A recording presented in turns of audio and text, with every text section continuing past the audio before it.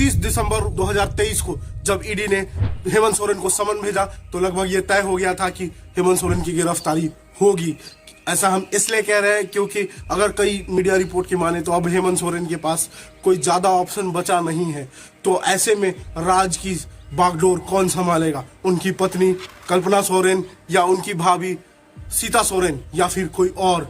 जानेंगे इसी वीडियो में। अगर बढ़ाना है झारखंड को तो करें हमारे चैनल को सब्सक्राइब। ये आपके लिए फ्री भी है और आसान भी है, लेकिन इससे हमारी पूरी टीम को एक इंस्पिरेशन मिलता है, तभी तो हम आपके स्क्रीन तक पहुंच पाते हैं। अगर आप कई मीडिया रिपोर्ट की माने तो हेमंत सोरेन अपनी राजनीतिक विरासत अपनी कल्पना सोरेन को दे सकते हैं, लेकिन कल्पना सोरेन तो कहीं से विधायक भी नहीं है, फिर वो कैसे मुख्यमंत्री बन सकती है?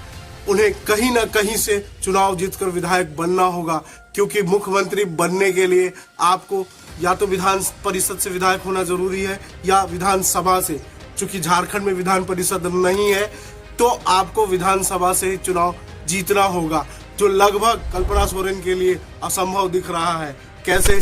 जानते हैं। कल्पना सोरेन चूंकि मयूरभंज उड़ीसा की एक मूल निवासी है, इसीलिए वो अपने पति हेमंत सोरेन की खाली सीट बरहेट विधानसभा चुनाव क्षेत्र से नहीं लड़ सकती है चुनाव, क्योंकि वो विधानसभा एक एसटी रिजर्व सीट है।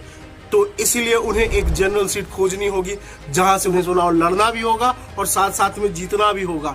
तो क्या 1 जनवरी 2023 को जो सरफराज अहमद ने गांडे गिरिडीह का जो सीट खाली किया था वो कल्पना सोरेन के लिए था, क्योंकि गांडे सीट एक जनरल सीट है जहां से कल्पना सोरेन आराम से चुनाव लड़ सकती है और जीत भी सकती है। जानते हैं कैसे? तो क्या मिला सरफराज अहमद को गांडे सीट खाली कर?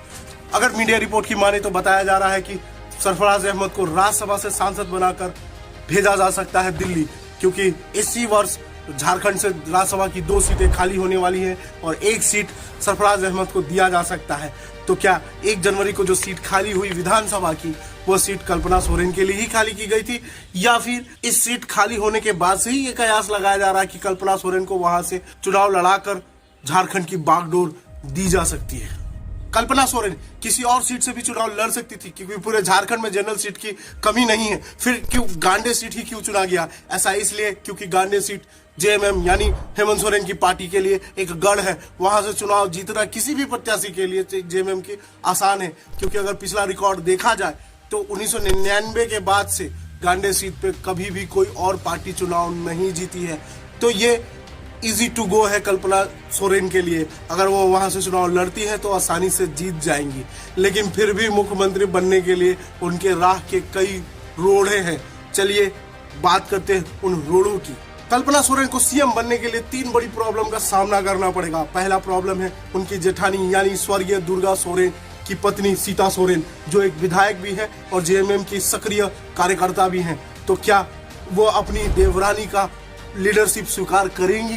क्या उनके अंडर काम करना पसंद करेंगी? और दूसरा सबसे बड़ा कारण है हेमंत सोरेन के एक और भाई बसंत सोरेन, वो भी एक विधायक है और वो भी मुख्यमंत्री पद को संभाल सकते हैं। तो कुल मिलाकर यह निष्कर्ष निकलता है कि हेमंत सोरेन को सबसे पहले अपने परिवार को समझाना होगा कि कल्पना सोरेन सीएम बन सके, क्योंकि सबसे बड़े रास्ते का रोड़ा तो उनके परिवार वाले ही हैं। तो चलिए अगर वो परिवार को समझा भी लेते हैं फिर भी कल्पना सोरेन सीएम नहीं बन सकती है, क्योंकि उससे भी बड़ा प्रॉब्लम है बॉम्बे हाई कोर्ट का एक आदेश, जिसमें यह कहा गया है कि किसी भी उपचुनाव को तभी कराया जा सकता है जब विधानसभा का कार्यकाल 1 साल या उससे ज्यादा बचा हो। अगर 1 साल या उससे कम कार्यकाल बचा हो तो कोई भी उपचुनाव नहीं हो सकता है। तो खाली की गई गांडे सीट जो है उस पर चुनाव नहीं हो सकता है अगर बॉम्बे हाई कोर्ट के आदेश का पालन किया जाए तो अगर चुनाव होगा ही नहीं तो कल्पना सोरेन चुनाव लड़ेंगी कहां से और सीएम कैसे बनेंगी? यह एक गंभीर सवाल है जिसका निष्कर्ष हेमंत सोरेन को निकालना ही होगा।